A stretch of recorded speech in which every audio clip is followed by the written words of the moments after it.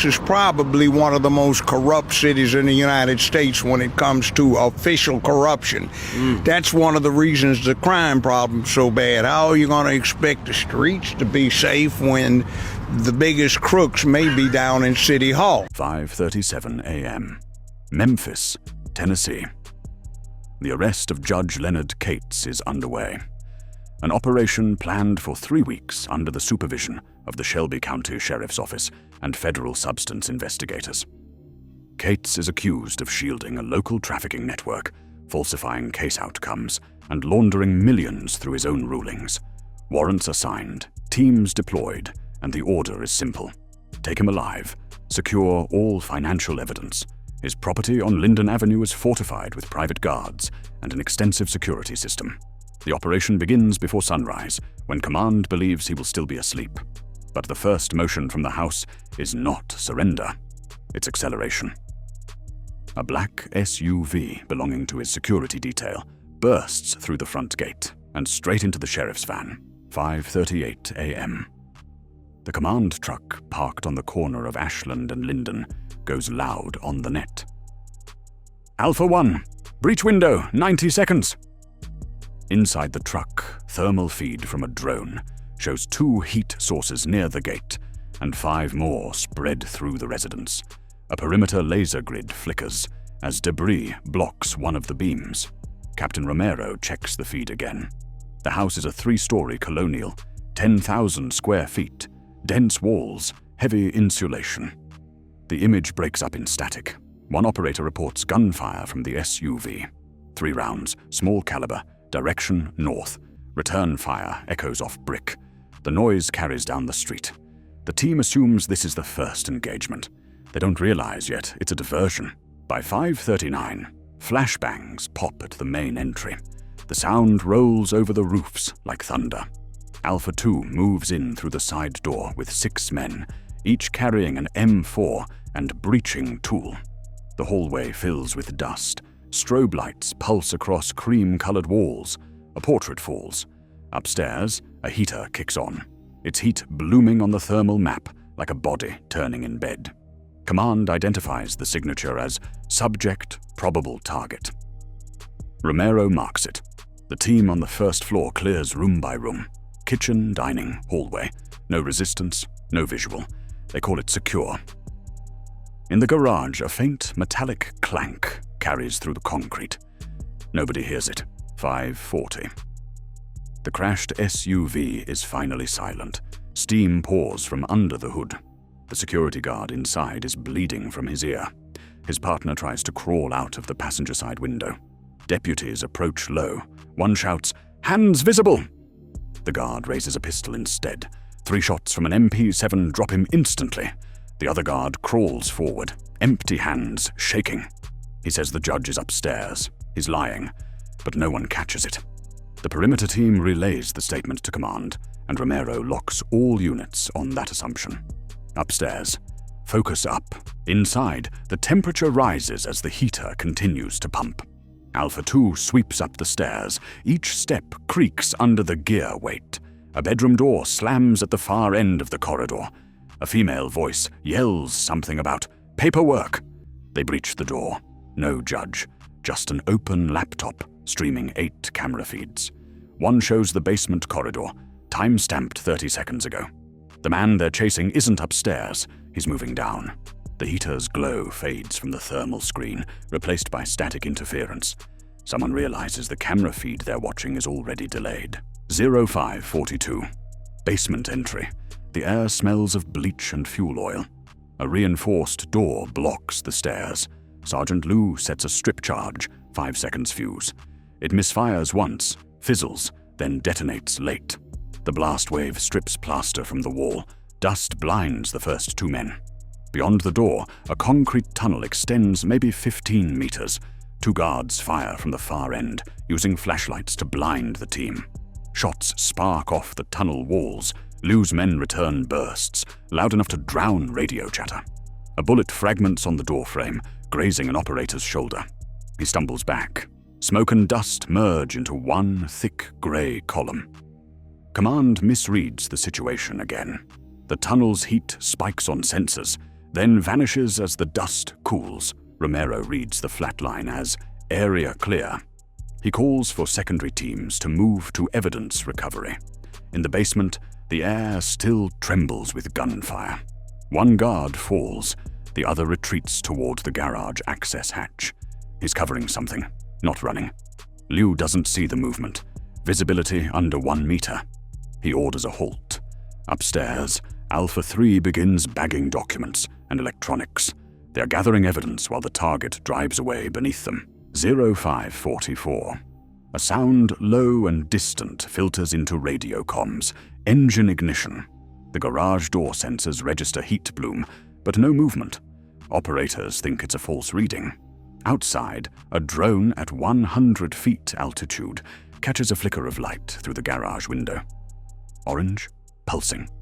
The judge's second vehicle, a silver Lexus, sits nose first towards the door. He's inside. He starts it once, stalls, starts again. The exhaust fills the enclosed space with smoke. The tactical van on the driveway begins to reposition to block exit. Timing is off by 5 seconds. The garage door lifts halfway before jamming on a bent hinge. The Lexus hits it at 20 miles an hour, stops instantly, then reverses violently. Its rear bumper slams into the inner wall. Concrete cracks. Behind the wall is a hidden chamber, lined with stacks of $100 bills wrapped in plastic. The impact splits one of the containers. Banknotes scatter like leaves into the smoke. A second later, the gasoline vapor ignites from the car's hot exhaust. A blast flashes white on every camera. Flames roll through the opening and out onto the driveway. 0545. The shockwave knocks down 2 deputies outside. The roof trembles. Inside the command truck, every feed goes to snow for 3 seconds. When visuals return, the house is burning from the center out. Radios crackle with overlapping commands. Contain fire, secure subject, maintain perimeter. Romero's voice cuts through. Is the target down? No one can answer. On the drone feed, a bright shape crawls through a side vent near the garage. Thermal signature. Human, small frame. Moving south across the lawn. The system flags it as unknown. Operators on scene don't get the update for another 30 seconds. 0546. Flames chew through the garage ceiling. Fire suppression units haven't yet arrived. The Lexus continues to burn, its tires bursting one by one. Inside, melted plastic drips from ceiling fixtures. Liu's team evacuates the basement through a stairwell filled with smoke. Oxygen levels drop to critical. Every breath tastes of soot. One operator collapses at the base of the stairs. They drag him out by the harness. The house groans as timbers warp. Across the lawn, a figure in a dark coat runs east toward the neighboring property. Body cam footage later measures his pace at roughly 12 miles an hour. The frost crunches under each step. Deputy Haynes spots the movement first, shouts, and gives chase. 2 others follow. The runner trips once, then keeps moving, clutching something metallic, possibly a handgun. At 20 meters, Haynes tackles him hard into the frozen grass. The coat comes loose. Underneath, a suit, a tie, a judge's ring glinting in the dim light. Leonard Cates gasps, mud in his mouth. He says nothing. Cuffs click on at 5:47:12. The physical capture is done, but command doesn't know it yet. The comms are still scrambled by fire interference. Inside the truck, Romero sees 2 thermal blips outside, and 1 large bloom still inside the house. He believes the target remains trapped in the blaze. Orders go out to keep teams positioned. Fire crews arrive from the south entrance, hoses snaking across the frozen asphalt. Pressure gauges read 80 pounds per square inch. Water strikes flame with a hiss. Steam blankets the front yard. 0549. The command feed stabilizes. Confirmation of capture reaches headquarters 38 seconds later. Romero exhales once, quietly. Then the new data rolls in. An active network upload from inside the residence, still transmitting. The line originates from the basement router. Estimated data size 50 gigabytes. It started at 5:42 and hasn't stopped. The physical server is likely already burning, but the signal persists through a backup satellite modem. Evidence gone in real time, gone in real. Fire teams advance in 10-foot increments, spraying foam and water. Flames reach 30 feet, consuming the upper floors. Wind speed 5 knots from the west. Sparks drift over adjacent houses. Neighbors stand at a distance, filming silently. Inside the perimeter, deputies sort the recovered evidence into tarps, folders half-burned, drives melted, a scattering of currency fused by heat. The air smells of money and plastic. 6:03. The first grey light shows behind the smoke. Cates sits in the back of a cruiser, hands cuffed, coat steaming from frost and sweat. He refuses medical attention. 2 medics check his vitals anyway. Pulse 110, blood pressure high. His face is blackened from soot, but uninjured. He watches his house collapse through the windshield. Every 10 seconds, a new beam gives way with a muffled crack. In the command truck, the mood is restrained. Romero replays the first 10 minutes on the drone feed. He tracks the SUV's movement frame by frame. The crash at the gate, the flashbangs, the heat signature upstairs, all led to one consistent error chain. The thermal misread, the false statement from the wounded guard, the mistimed breach. Each event confirmed the next mistake until the system ran itself. Nobody acted outside procedure. Every wrong move looked right at the time, 6:20. A bulldozer from the city fire department begins pushing smoldering debris away from the street. The garage section is still too hot for entry. Temperature readings near the center remain over 600 degrees Fahrenheit. When the metal cools, investigators find the remains of the Lexus, its frame twisted, the vault behind it half collapsed. They photograph serial numbers from the currency bundles that survived. Out of what may have been $3 million, less than 100,000 remains intact. At 6:37, data specialists from the Tennessee Bureau of Investigation arrive. They set up a signal tracker next to the command truck. The upload from the house continues. The signal bounces through a local relay tower, then to a server cluster in Chicago. Content unknown. Encryption strong enough that live decryption fails. The agents note the duration and shut down nearby power to sever transmission. Too late. The last packet leaves the network 6 seconds before the circuit cuts. By 6:45, the fire is out. Smoke still drifts across the lawn, thin and white. The judge's property looks like a shell, its front half collapsed inward. Deputies tape off the area and begin photographing the scene for federal warrants. A single piece of glass remains in the entry door, reflecting the flashing blue lights of patrol cars. The air temperature has dropped to 23 degrees. Every breath hangs visible. Cates is transferred into a transport van for booking at the county detention center. The ride takes 12 minutes. During transit, he says one thing: check the other property. The driver doesn't respond. At 6:58, the van doors close behind him at intake. The officers outside exchange brief nods. The case will go to federal custody within hours. Back at the site, forensic teams sift through wet ash. They recover fragments of 2 safes, 1 melted pistol, several empty folders. Nothing explains the missing data. The upload log on the command system keeps flashing, completed. Each packet timestamp matches moments when the team was fighting fire inside the tunnel. The evidence left the building, even as they risked their lives inside it. 7:10. A drone passes once more over the property. The image is steadier now.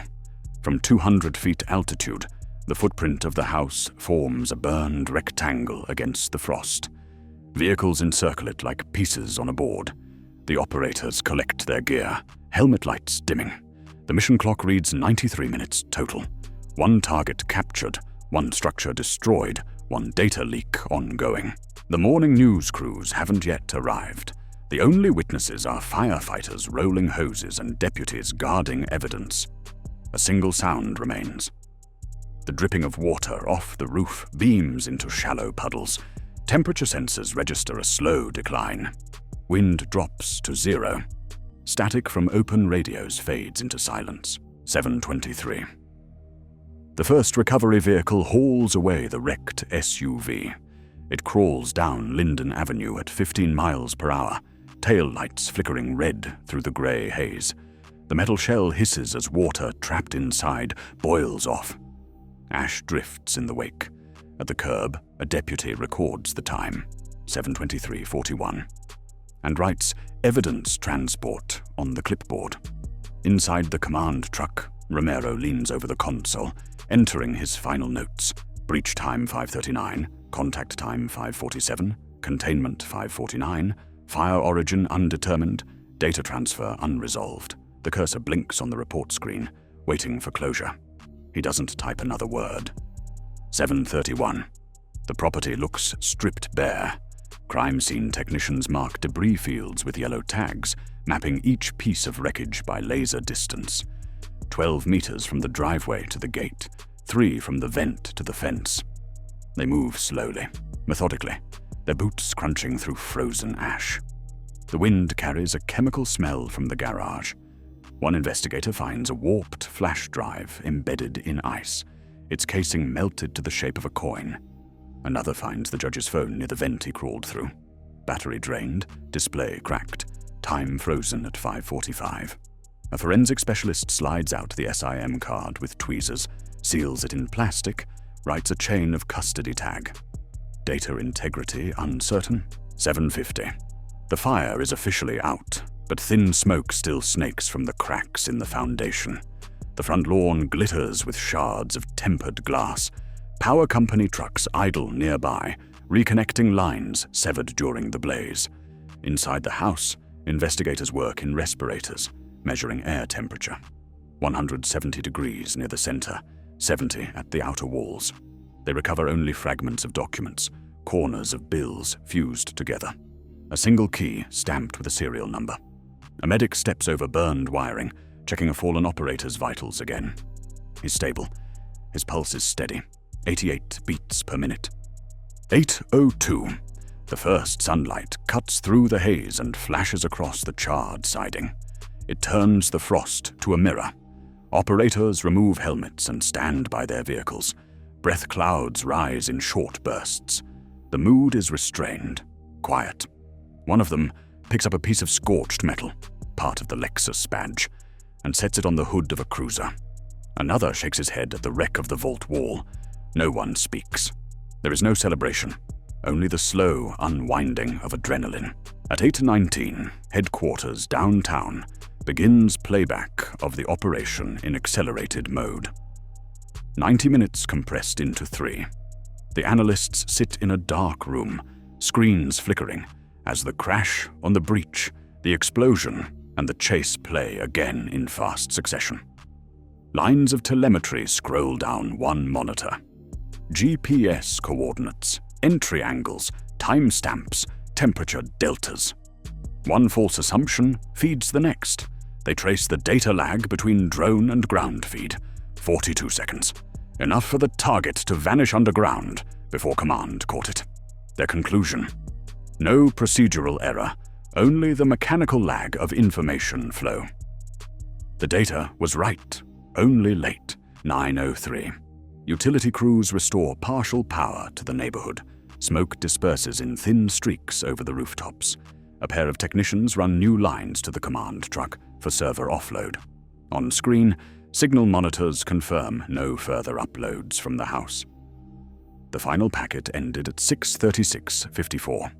Destination server, still listed as unknown remote. Analysts cross-reference IP paths.